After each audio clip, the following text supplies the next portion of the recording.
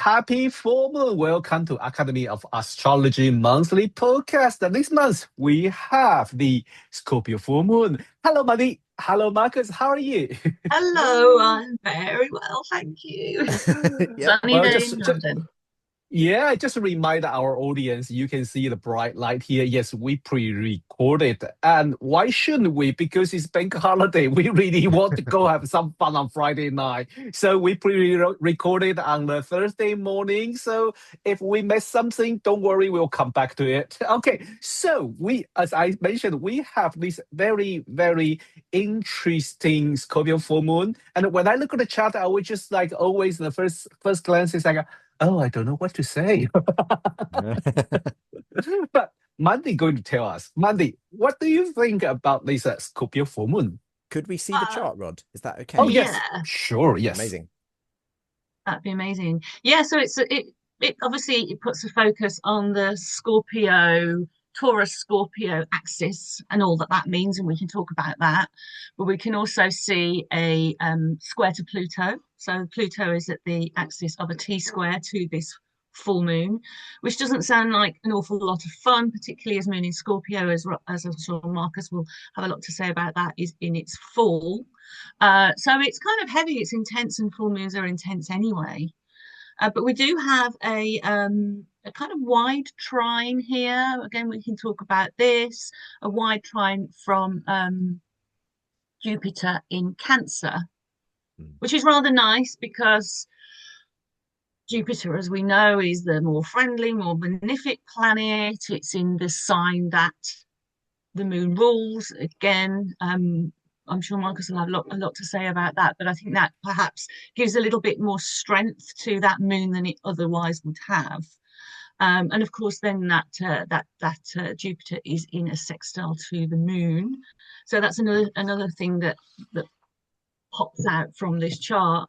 And then the other thing that I noticed, and it's not showing it here on this chart, but maybe I think I'm using larger orbs on my own software when I check this chart. There is a yod, the moon in Scorpio is in a yod aspect.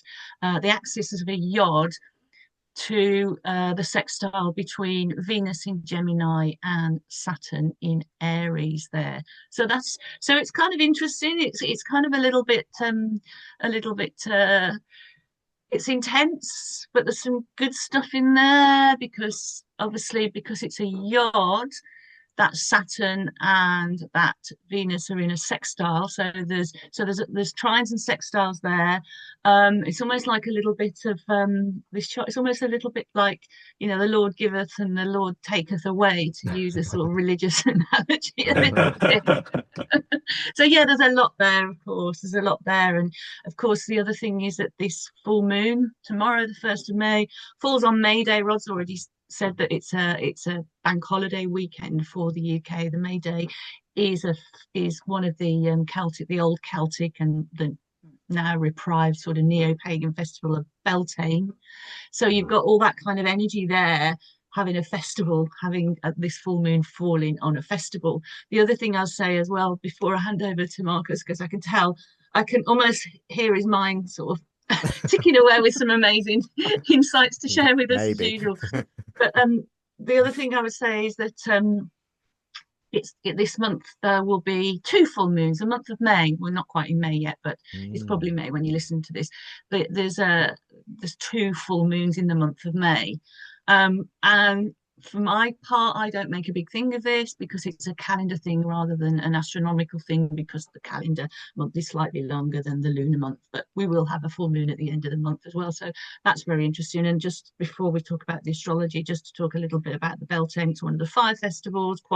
That there's 4 fire festivals in the calendar, and they fall around about the middle degrees of the fixed signs.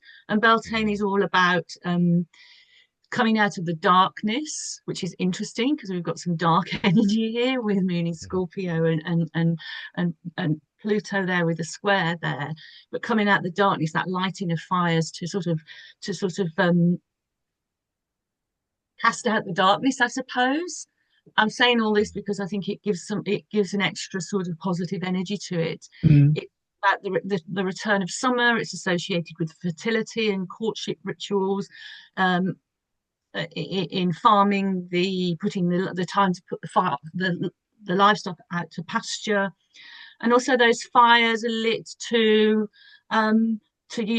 unify, to purify, to heal and protect us for the coming season. It's also about community connection as well. So these are some interesting things to go really on top of this full moon. And even if I think there's a few places in the British Isles where they still celebrate community-wise the Beltane festival. But even if we don't have access to that, or we're not interested in that, it's a nice time to sort of light a candle, to sort of to bring these energies in, particularly on a very intense full moon like this.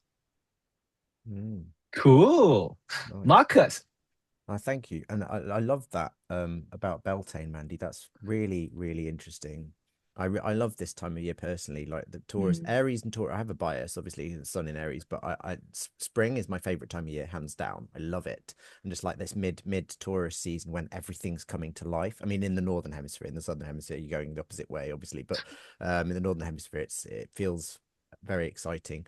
And just on a personal note, this new moon is pretty much exactly on my ascendant descendant axis, so that's interesting. Just personally, but all right, yeah, a few things to say. That one thing that you pointed out, Mandi, is that Scorpio full moon, just as we talked about full moons before, full moons are sort of like everything out on the table. Things tend to be more out in the open, things are revealed. So moon in Scorpio might be about revealing feelings, or feelings becoming apparent, because Scorpio doesn't actually like to reveal things, but it's more of an internal revelation. It's like, I feel like this about this thing. This thing is making me a bit upset. But I do think the trine to Jupiter, trine and sextile from either end of Jupiter, is very stabilizing. It is, as Mandi said, it's very wide, but it's there. And the moon is applying, so it's moving towards the trine of Jupiter, and Jupiter helps to digest things. Traditionally, Jupiter rules digestion. It's exalted in Cancer, so Jupiter really helps to organize things. It generates coherence. It tidies things up. So Scorpio moon, as Mandi alluded to, it's a fallen moon traditionally. So what does that mean?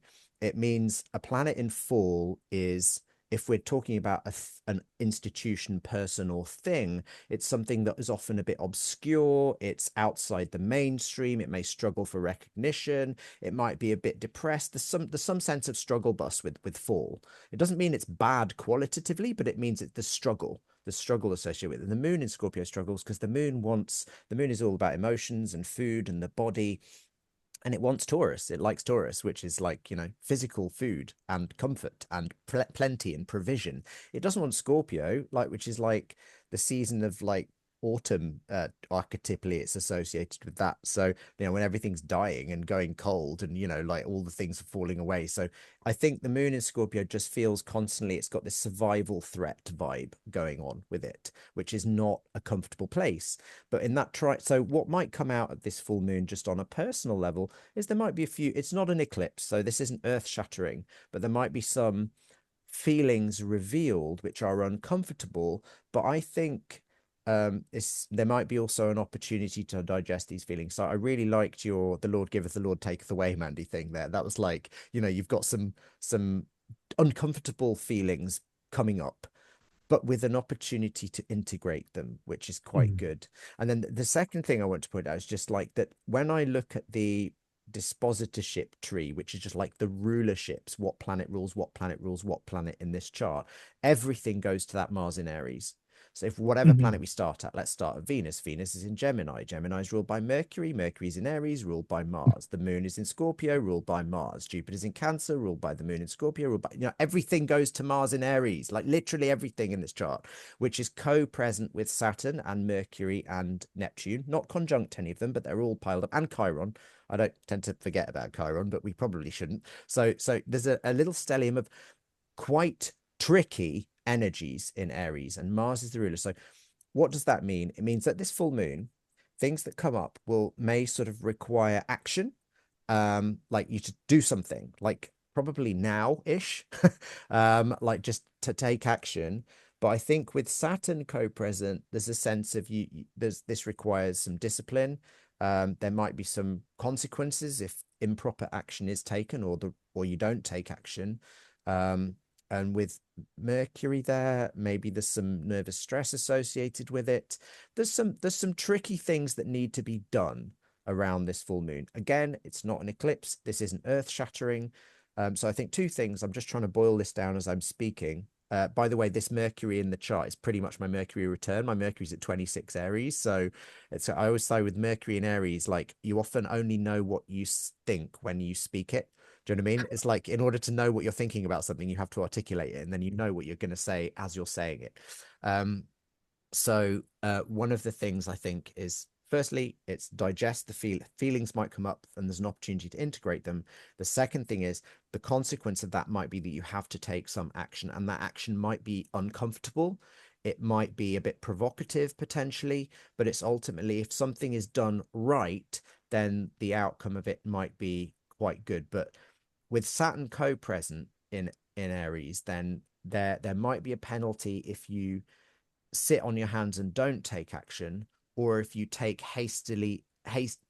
so I always think the Mars-Saturn combination in Aries is or Mars-Saturn in general actually is hasten slowly. You know, that oxymoron phrase, which is like, do the thing and do it quickly, but don't rush. Do you know what I mean? So that's kind of the vibe. I mean, I don't want to go any more specific than that, because that's, yeah, just some ideas anyway. Wow, I really enjoy both your take on this full moon, because in the beginning I was just like, well, from my chart, because I said tight open, so I didn't really see many aspects apart from sun moon opposition. But Mandi pointed out that yield. With between the moon and Venus and the Saturn, and that was like remind me something, because I always want to add it fixed star in my practice, and there were two fixed stars near that full moon degree 12 degree of Scorpio. The one is from the southern cross. I love southern cross. We couldn't see it here, but every time when I go back to Taiwan, I try to look at southern cross, especially this time. It's the best time in the lower latitude to watch the southern cross appear in the sky. If you are in southern hemisphere, it's always hanging in the sky. But they occurs, this fixed star occurs from the southern cross is 12 degrees Scorpio. And that really kind of emphasize the Taurus Scorpio axis. Going to invite us to review or re-examine our relationship with this material world, since coming, since going, like you say, God give, God take, and the things, our relationship with other people too. So we get something and we lost something, and we are going to gain wisdom, because some astrologers give the southern cross a meaning of like cross, so thinking about a religion symbol. So gaining the wisdom of from the philosophy thinking or the religious thinking. So it's kind of a grown wisdom from that kind of our relationship with this material world. Another thing I like most is another fixed star called Aletheia. Aletheia is in the Corona Borealis, so it's northern front, and it says as it is a diadem of the Ariadne. We know this in the Greek mythology. Ariadne is a beautiful princess, but the sad story was she fall in love with Theseus, right? And Theseus kind of abandoned her on a remote island.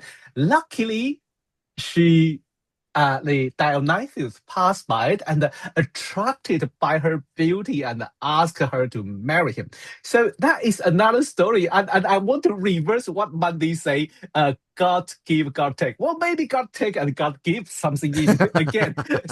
So that kind of, or maybe not. But I like Aletheia story. Is my own research shows me I like related to Aletheia to the song. I don't know.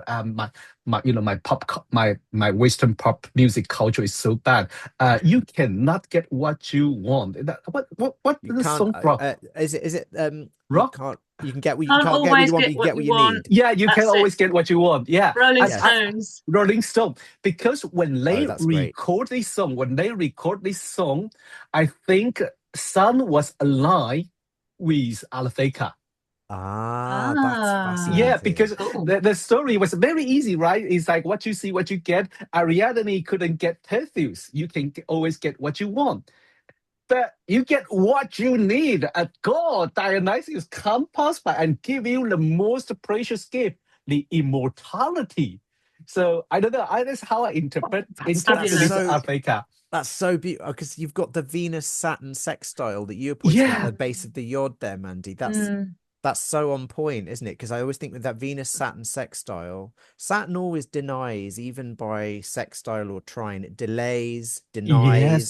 Saturn mm, says no, but Hmm. then you've got Venus is then applying to a sextile of Mars, and looked at one way traditionally, Saturn could be collecting Venus and Mars. So it's like Mars has separated from Saturn, and now Venus is applying to Saturn. I think the last planet to aspect, maybe it might be Mercury actually, but it's possible. I'd have to check that in the Hmm. ephemeris or whatever, but it's possible that Saturn is bringing Mars and Venus together, the sort of the two lovers. But Mm. obviously Saturn as a unifier is kind of harsh.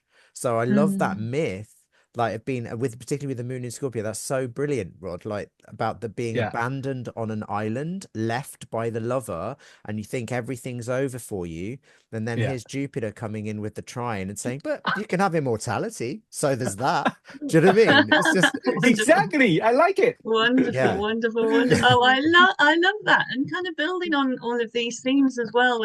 I know. There's a lot about desire in this, Mm. which fits with the fixed star, fits with the story. A lot about desire as well, because that's one of the themes of the Taurus Scorpio axis. It's Mm. about desire. And like you said, Marcus, all things that might be delaying desire, and for Mhm. Ariadne, Rod, all the things that might be delaying desire, but then you've got everything coming back to this Mars in Aries, and Uh-huh. it desires what it desires, and it wants it impulsively. It doesn't want to have to wait. So maybe that gets to the nub of some of the frustration, those Mhm. quincunxes from the moon to Venus and Saturn. It's all about irritation and irritability and Mhm. friction and impatience, and not being able to get what get you want, not I d- struggling really to enunciate what you want as well. So there's that thing about desire delayed that seems to be emerging as a theme as we're talking. There's also, I think, a theme very strongly in this chart about control as well, because Mm. Oh, Scorpio yes. control, attachment, attachment, I just Scorpio noticed, Taurus. Mandy, while you're speaking, just by the way, guys, we've got a massive aspect that we haven't. The Mars is in square to Jupiter. It's approaching fairly tight Oh square. So yes, what of you're saying about the course. desire, hello, Yeah, like yeah, that's going to yeah, yeah. be like, massively. Overblown, Yeah. overblown. Oh, Yes. fantastic. That absolutely super, super duper fantastic, isn't it? It's really interesting. And Yeah. it's also about, as I say, control as well. Where is the self-control emotionally and physically, and in the Uh-huh. way we act in this chart? There's a lot about saying control. Yeah. Talked about Saturn.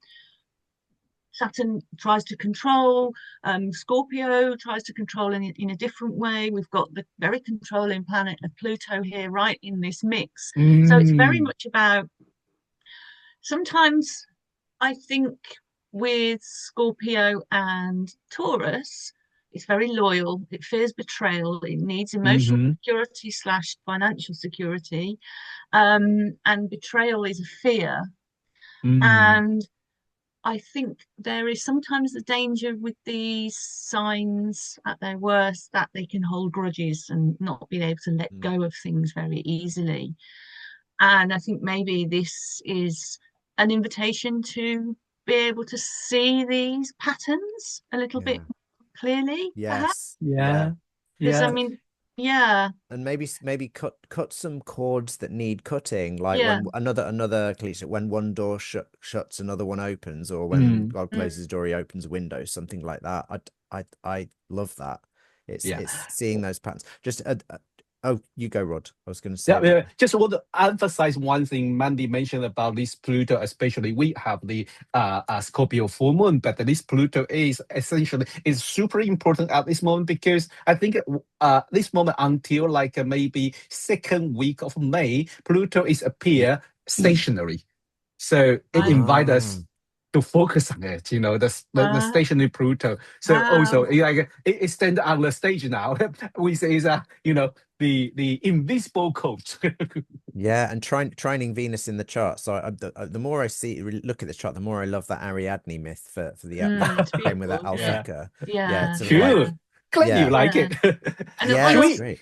Yeah. also the other thing Yep. is as well that we haven't mentioned is that I would agree with Marcus here. I tend to use it. I'm not a traditionalist in that sense, but I do tend to prefer the traditional rulerships. But we might point out that the modern ruler of Scorpio is Pluto, which is Mm, obviously in a square as well. Hmm. So, yeah. and the other thing, just to say a little bit more about the yod, is as yards tend to come up in the field of relationships quite strongly. Ah, You have like uh-huh. well, quincunxes as well, to be honest with you, quincunxes and yards as Yeah. well.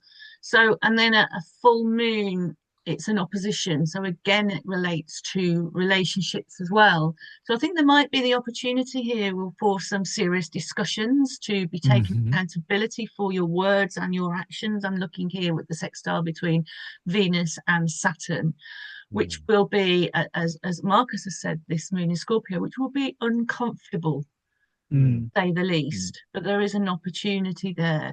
But I think there is also the danger's too strong a word, but there's also the chance of saying too little or saying too Hmm. much as Mm. mm.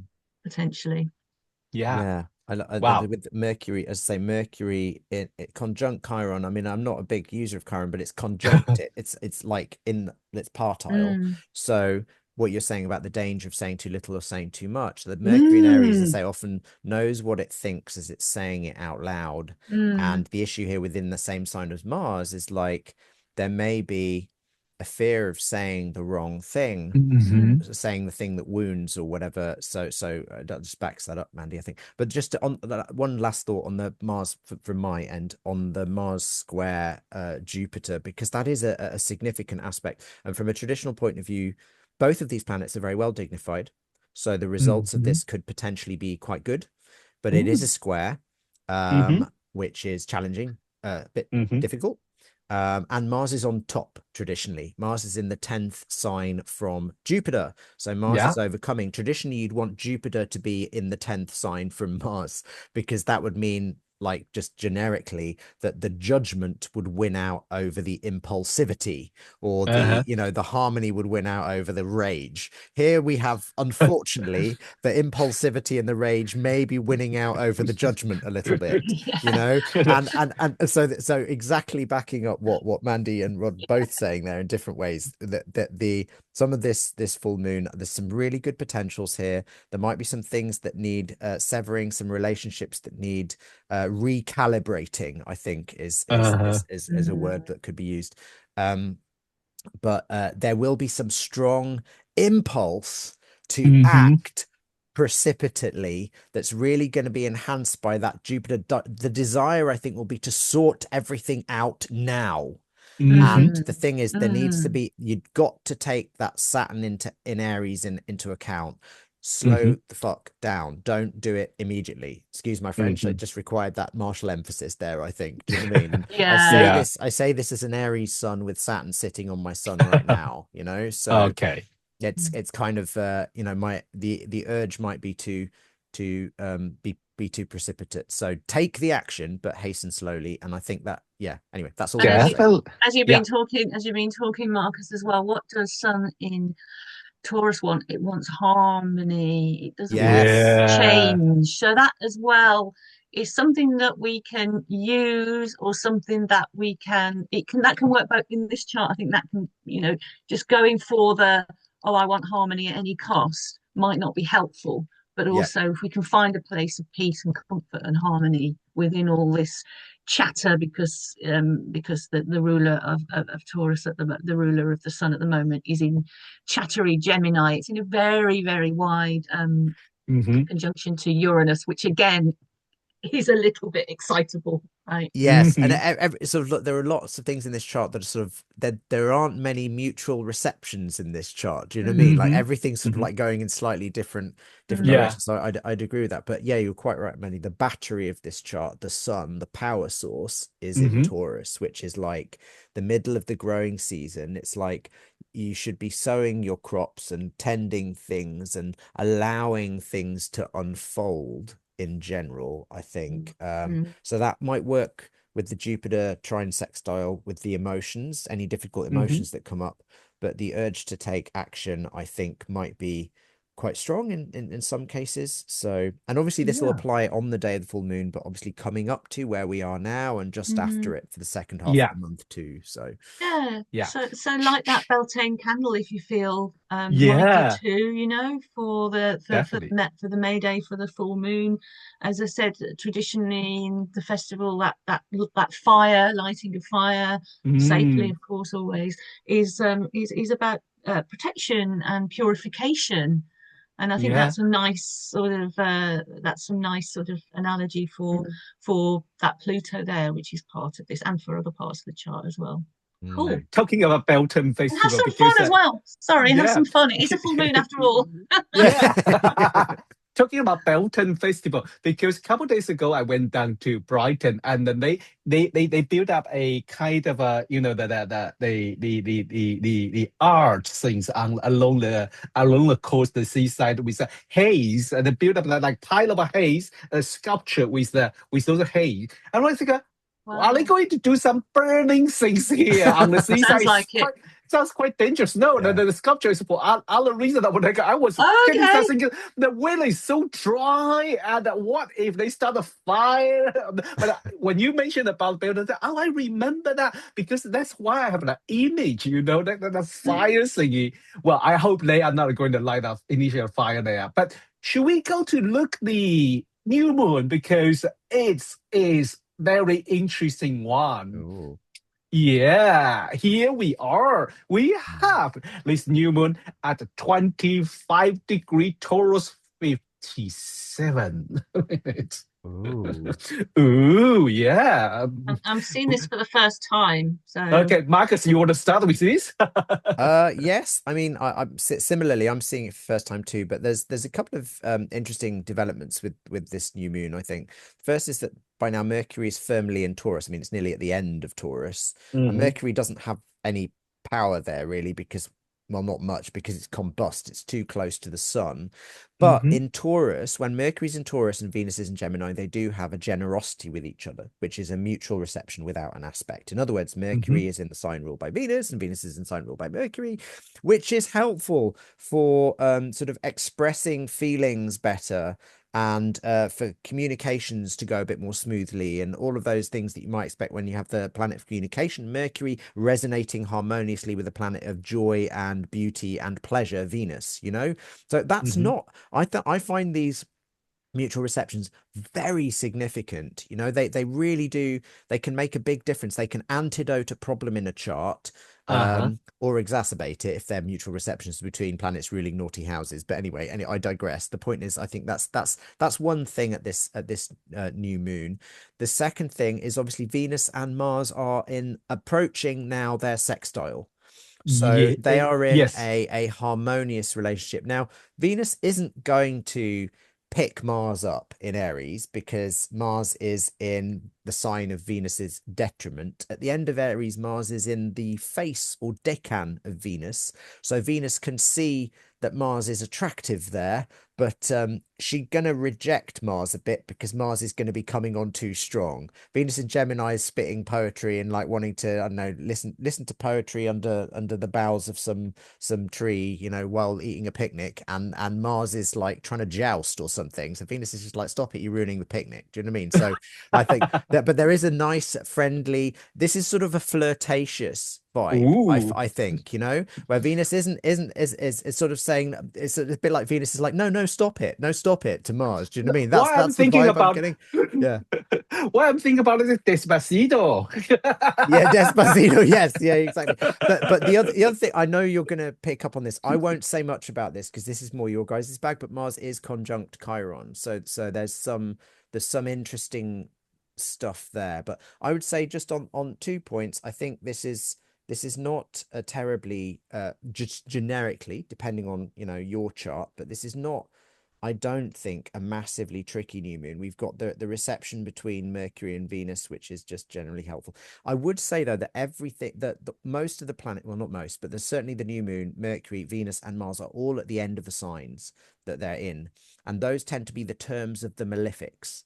In other words, they're parts in the tradition. The bits of the signs towards the end of the signs, the last few degrees, are always ruled by Saturn or Mars, which means that there's a bit more difficulty associated with these bits of the signs. So there's some this month, the following month, I would say, relatively positive stuff to do with communication, positive potentials to do with communicating your feelings or communicating generally, and there's some nice flirtatious opportunities, but there are also some, things might not work out quite as beautifully as one would expect in general, or there's some more challenges associated with those things, something along those lines. Yeah. Huge. Mandi? Yeah, just to sort of add to what Marcus was saying here with the Mars and the Venus there. It's a new moon, so of course it's the dark of the moon.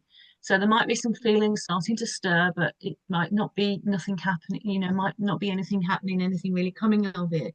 And again, touching on what Marcus says, we've got so much of those I think all of the personal planets are in the late degrees there. Even the moon Yeah. is moving towards the late degree. So it might be a case of perhaps not making plans, sowing seeds, doing the right thing as always during this dark of the moon.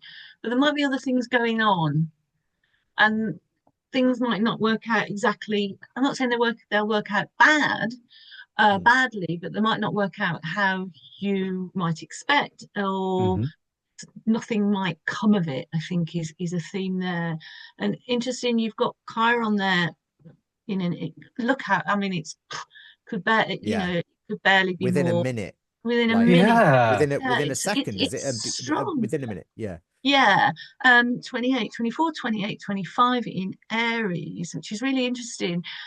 We always go to and the true, the true symbolism and its true symbolism and themes for Chiron of the wounded healer. But what's not often mentioned with Chiron is that Chiron was the maverick. He was the civilized centaur. So there's a maverick energy there. And I think perhaps Mars in Aries brings out some of not only the wounded healer energy, but also the maverick energy there. So I don't know what more to really say about that other than to sort of see how it plays out. Might be that something we talked a lot, I think, about desire for the full moon. It might be that you want something, and you want something a little bit different, and then you might kind of, as the month or the weeks progress, you might actually change your mind a little bit. I mean, you've got the connection there with Venus in Gemini. Yeah. Two things, right? Yeah. Totally. Yeah. Totally. Choices. Yeah. I did want that, but maybe now I want that. Yeah. Yeah. Maybe, especially with Mercury coming to the end there of Taurus, and Mercury when it goes into Gemini and it'll touch Uranus, it's a completely different energy. So Uranus can also be about what disgusts us. It's horrible to say that, it's a horrible word, isn't it? But it can be what you think is beautiful and wonderful and lovely turns out to be something rather it can be repellent. Oh. extreme reactions, I think, is Yeah, where you're going with that, isn't it? Sort of yeah, like, yeah, or you can yeah, do an about face, like there can literally yeah, be a flip from one yeah, pole to the other, like yeah. Uh-huh. yeah, Possibly. actually, Sun's still in Taurus, and obviously the moon's in Taurus as well. So there's still that thing about attachment, about desire. And don't forget, Taurus is all about wanting to, but Taurus wants to build and maintain. mm, It Mm, wants loyalty. It's almost a mm. sense of, there's a sense of Taurus wants loyalty, and Mercury's in Taurus as well, but there might be a lot of other things in this chart that probably don't place quite so much value on loyalty, such as the Mars in Aries, such as the Venus in Gemini.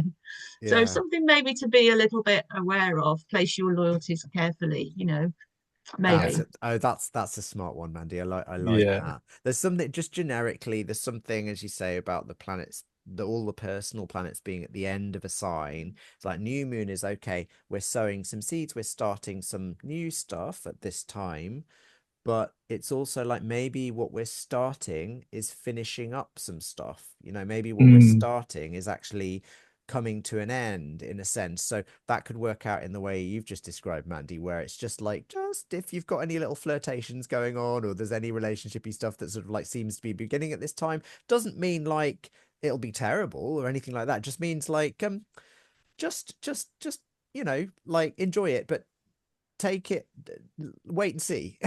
Wait and see, Yeah. Yeah. because as things change, or similarly, you might be wrapping up some, you might be beginning to close some project, or beginning something that's in its late phases, in a way, something like that. Mm. Yeah. Mm. I think Yeah. also this Yeah. sorry, Mark. No, no, Money, please. I think also this Mars in Chiron function as well in our if we're going with the theme of relationships, which I think that's what life's all about, really, isn't it? We have a Mm. relationship with, we're not just talking about love relationships and sexual relationships. We have relationships with our communities, with our family, with our friends, with our parents, with the Yeah. person we buy a packet of crisps off every day down the shop or whatever on some level. But but, so again, speaking generically, um, but potentially, I think talking about more intimate relationships, closer relationships, again, this Mars here, conjunct Chiron, can be, we often play out our emotional wounds and trauma through our most intense and most intimate relationships. Mm. And the Chiron promise is that promise of healing, isn't it? So that's Mm. something to think about. I think that's a perspective that we might be able to take that might be a little bit helpful for us if these things come up. We see old patterns playing up. Mm. Mm. Where is the opportunity to, if not end them completely, but at least sort of chip away and move on to the next chapter? Yeah. Mm. Yeah, Yeah. that's great, Mandy. I love that. Yeah, I Yeah. like the what you both mentioned about the late degree, and the especially Marcus mentioned about in the traditional view, the late degrees bond ruler usually is a Saturn or Mars, and that means like you have that kind of very intense feeling about all these, especially Mars Chiron conjunction.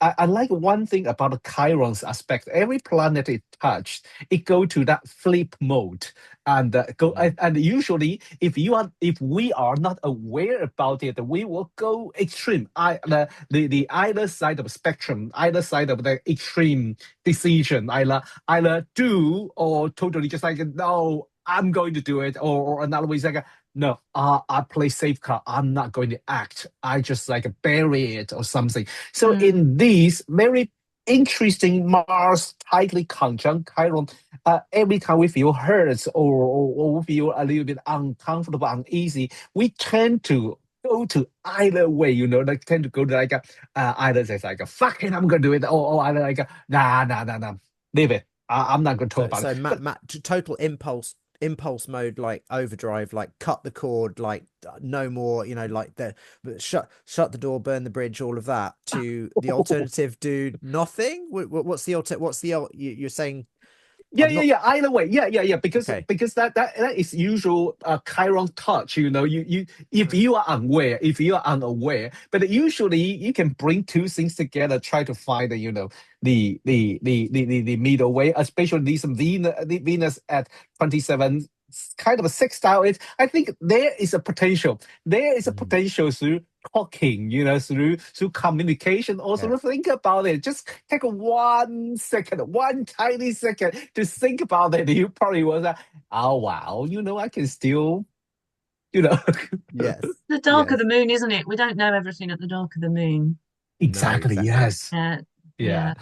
Yeah. Things But I have a starting. question about this because when we see that sun moon at 25 degrees, most astrology were talking about Algol. But I mean, personally, at this moment, I would think that Algo is around like it's not far, to be honest. It's not far.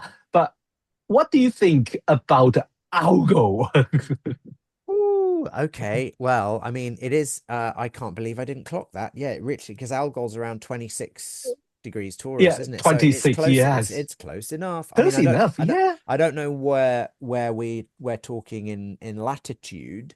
Is it if this lunation is, I mean, because it's not. I don't know where the moon is exactly. Because is Algol on the ecliptic rod? You'd know that. Is it? No, it's quite far. It's It's a little quite bit far. far. So we don't Yeah, know where the moon is in latitude or at this point, do we? we But can check. We can check. just out of curiosity to see how close it is. But certainly, I would count this as being a new moon conjunct Algol. It's close 24 enough. north. 24 north is declination is 24 north, so it's quite up north. And Algol is quite up north. I'll That's go. where I'll go with the 30 something if I north. remember. Yeah, I'll go So with the 30 moon something north. is moving towards Algol. It's Yes, closer towards exactly. the star. Okay. Yes. So I mean it's certainly close enough. It's within a degree and it's a major star. So so Algol, as we know, if for anyone who hasn't talked about it before, it's a binary star. It was the star with one of the worst reputations in traditional I astrology. know. Yes. It was associated with murder, decapitation, just generally unpleasant things like war, disasters.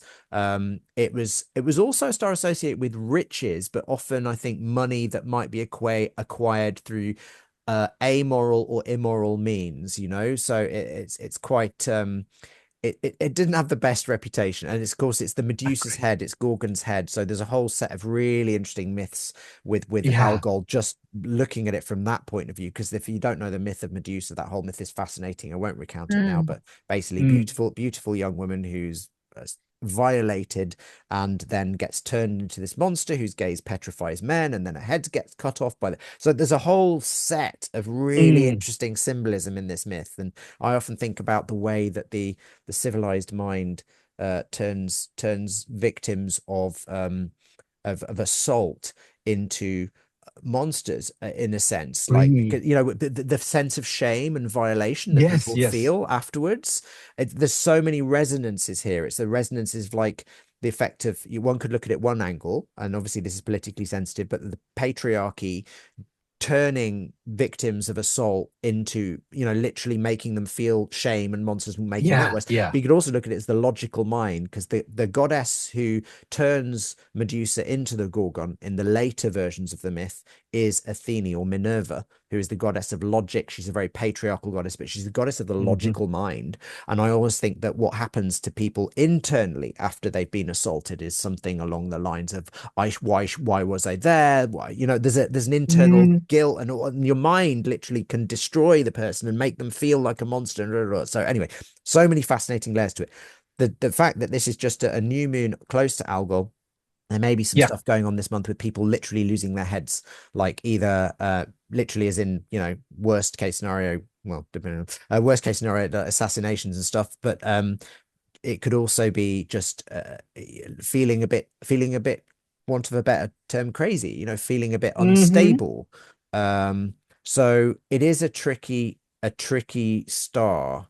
And as you said, Mandy, this is the dark of the moon. So at this time, this may not be apparent, but it should become apparent during this lunar month, so there are some things there that they have a feeling of Algol. the reason it was had this malefic reputation, then I'll shut up, is because it was a binary star system, so it appeared to flicker on and off. So one of the fundamental attributes of Algol, to my mind, is instability. So it's kind of got that there's some instability associated with relating this month, and I totally agree that the sextile Venus Mars is very positive potentials. That we've got the Mercury Venus reception, which I've already said I think is quite good for communication, but I totally missed the fact that the new moon is literally on Algol, which is unstable making, and that goes to what you were saying, Mandy, about everything about to change sign and the Uranus and all of that. I think it's massively emphasizing what you were saying there. I mean, incredible, fantastic. I love it when you guys I need to learn more about fixed stars, because they are fascinating. It's just one of you would be longest... so good in it, Mandi. You would be so good in it because I think your knowledge about the mythology is immense. So once you getting started, use those degree, maybe you can bring. That's why I love fixed star, because I love mythology of all around the world, and then use fixed star allowed me to think, bring more mythology story, like what Marcus mentioned about the victimized or shame on the victim. That's really another layer to see Algol, and that could mean something. But that I think that is tiny bit resonate with that Mars Chiron conjunction. Absolutely. Amazing. Amazing. Of course, Aries is all about the head as well, isn't it? And we've still got the full set of Aries. And Mars is only in this chart. Mars is the only so-called personal planet that's still in Aries. But and then we move away. But yeah, I love a bit of mythology, and when we talk about mythology, and some of the themes in astrology come from myths. It reminds us, I think, that the stars and the planets are named after gods. So in a sense, when we're looking at astrology, we are communing with the gods. And I think sometimes, astrology, more fatalistic astrology, tells us the gods are doing things to us, whereas I think in this modern day, I think we realize a little bit more that when we use astrology, we are co-creating with the gods. So I think the gods are also within us as well as without. They're within right? us. Yeah. And if I can go right back to something a little bit more down to earth and a little bit more shallow, I would say in this chart, looking at what you guys have been talking about with Algol and all the other things we've been talking in this chart, it is a dark of the moon. It's a time, obviously, when we don't know what's going to happen. It's a time where we need to rest. It's in Taurus.